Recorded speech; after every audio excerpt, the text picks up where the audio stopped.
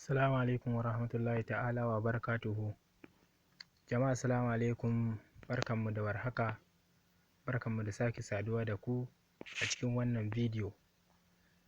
Ba tare da bata lokaci ba, za mu fara bidiyo. Kamin mu fara bidiyo, don Allah don Annabi, a danna mana subscribe, a danna mana kararrawa, a yi mana like, a yi mana share, don ƙara mana ƙwarin gwiwan kawo muku bidiyo wanda zai amfane mu. Mu fara bidiyo. Zan koya muku yadda mutum zai shiga ya canja ƙarfin network nasa tashi daga E zuwa H+. Ba tare da bata lokaci ba, da farko za ka shiga dialing call kamar haka. Idan ka shigo sai ka yi dialing star hash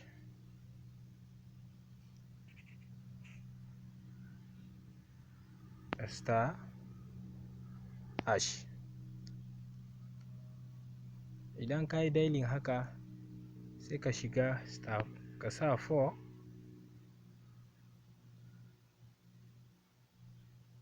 idan ka sa 4 sai ka sa 6, idan ka sa 6 sai ka sa 3, sai ka sa 6, sai ka sa hash, ka sa star, ka sa hash, ka sa star. Bayan ka sa shi, ka jira shi.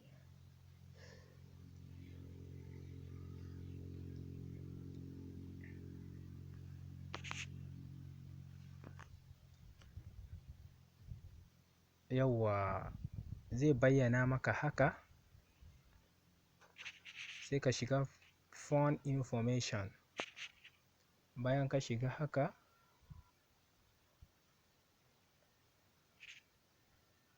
zai nuna maka GSM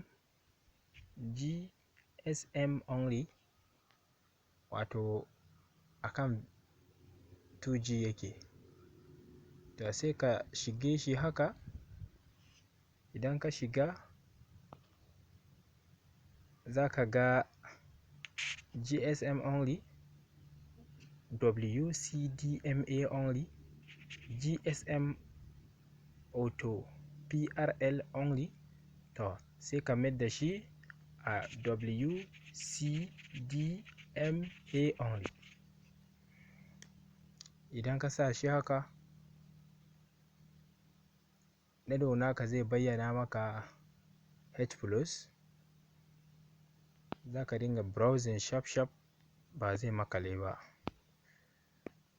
Ko kuma idan kana so ka sa shi a 4G sai ka shiga haka. Idan ka shiga sai ka sa shi a LTE only, wato a nan za ka shiga ka sa. To a nan layin nan ne za ka gwada wannan sa tsari daga 2G zuwa 5G. Za ka dinga gwadawa, amma a takaice wanda wayoyi suke aiki da shi yanzu wato H+, za ka sa WCDMA preferred, za ka sa shi.